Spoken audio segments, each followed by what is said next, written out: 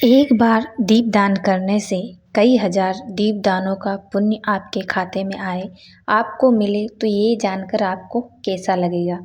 तो वो कुछ बात ऐसी है कि आज के वीडियो में हम तुलसी की लकड़ी के बारे में जानेंगे, क्योंकि मुझे जब से पता चला जब घर में तुलसी का वृक्ष सूख जाए तो उसको इस प्रकार से प्रयोग में लाया जाए, तो मैंने तब से ही हमारे यहाँ भी एक तुलसी का वृक्ष सूख चुका था, तो मैंने उस वृक्ष को जड़ समेत निकाल लिया, क्योंकि वो जड़ से ही सूख गई थी। तो फिर ऐसे छोटी छोटी इस प्रकार की साइज करने से बाती बनाने में सहायता और आसानी हो जाती है। तो ये जड़ समेत सूख गई थी, तो इसका मैंने हरी चंदन भी बनाया था, क्योंकि सूखी हुई तुलसी की लकड़ी का हम दीपदान करते हैं और जड़ से हम श्री हरि चंदन का हरि चंदन बनाते हैं। तो चंदन कई प्रकार के होते हैं और भगवान श्री हरि नारायण को हरि चंदन अधिक प्रिय है। कहते हैं कि एक बार कोई भी हरि चंदन श्री भगवान नारायण के आगे अगर मस्तक पर लगाता है तो उसको मरने से पहले भगवान नारायण एक बार हृदय से जरूर लगाते हैं। तो यही हरि चंदन का प्रभाव है और तुलसी की लकड़ी का दीपदान करने से उनकी प्रसन्नता और हमारे पुण्य बढ़ते हैं। कहते हैं कि अगर तुलसी की लकड़ी से दीपदान करते हैं तो उस घर में कभी भी धन संपदा की कोई कमी वहाँ नहीं रहती।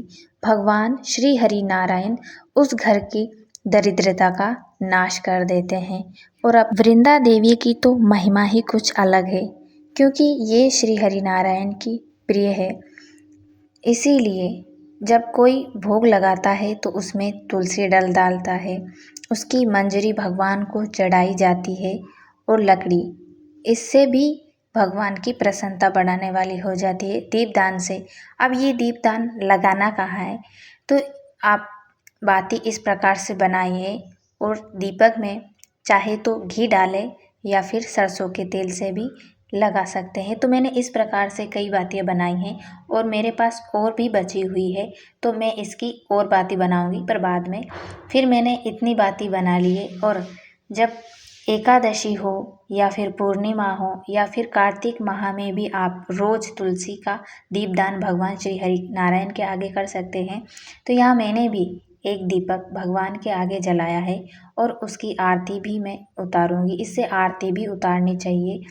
तो आप ये लगाते कहाँ हैं, तो अगर घर में भी श्री हरि भगवान की फ़ोटो हो, तस्वीर हो या फिर मूर्ति हो, लड्डू गोपाल हो, चाहे उनके आगे भी ये दीप लगा सकते हैं। नहीं तो भगवान श्री हरि का कहीं मंदिर हो तो वहाँ भी आप ये दीपक लगा सकते हैं। इस दीपदान का एक प्रभाव ये भी है कि जिसके मन में बिल्कुल भी शांति ना हो तो वो इसे एक बार लगा के देखे, कितनी शांति और आनंद मिलता है।